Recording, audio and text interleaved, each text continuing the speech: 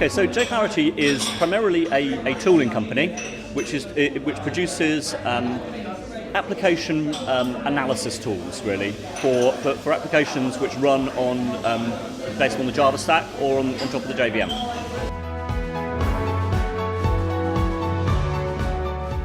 So basically the idea came about off the back of the people. So it was about the group of us coming together as a group of people that knew they wanted to work together. That's really how it started. So my CTO and I had written a book together. We knew our other technical co-founder from the conference circuit, and the energy between the three of us was always really good. So the three of us knew that we sort of wanted to do something together. While we were trying to decide what the idea was, I had a phone call from an old employer who had a project that they needed some help with.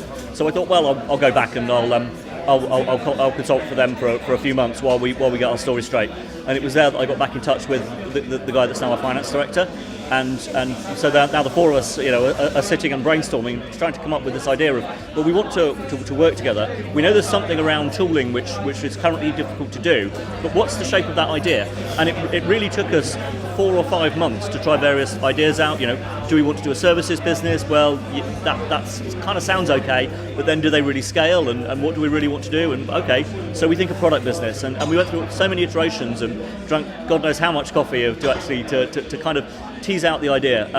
There's a saying that a statue is a block of marble from which material has been removed, and that was, well, I'm not saying that we're a marble statue, more like a big ball of mud that we slowly, teased out the shape of and found the idea that we could all really get behind. And then we started to think, okay, so now we need a larger team. There's a three of us as technical co-founders. We can go out and get services work to keep this company alive while we actually build these products. But now we need a development team. And it was through that, through our community work, because we were on the London Java community. We know loads and loads of really, really good people, and it was through that we actually found a couple of young PhD developers who were just looking for their first serious job, and we knew that these were the right guys. So it was really about the coming together of the people individually and sort of shaping what the company was going to be about. The ideas for the products themselves, that was actually, relatively speaking, the easy part, once we'd figured out the dynamics of the company we wanted to build.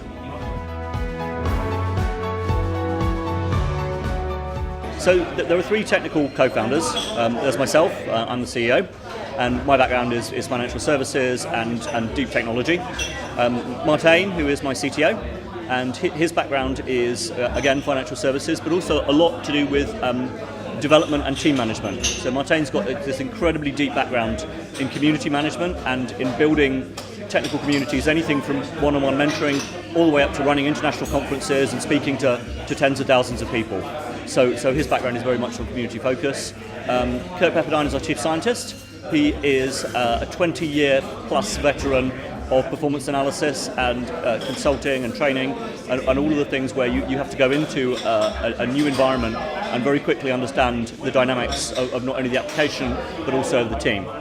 So that's our sort of technical backbone of the company.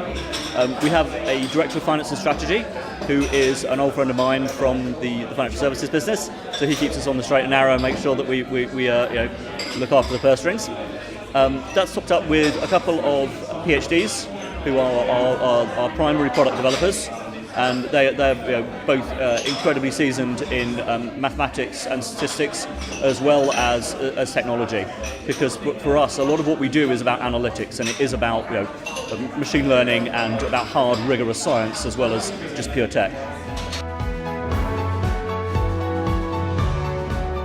Well, so the point is extremely well taken. Research science is not the same thing as shipping product.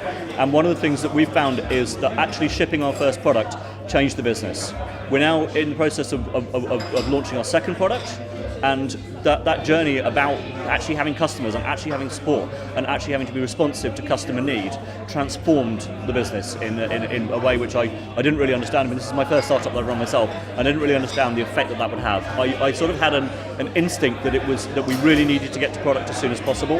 But the advice I would give to anyone is, if you're starting a small business, get some customers, ship as soon as you can, because it really does change the way that the business has to operate.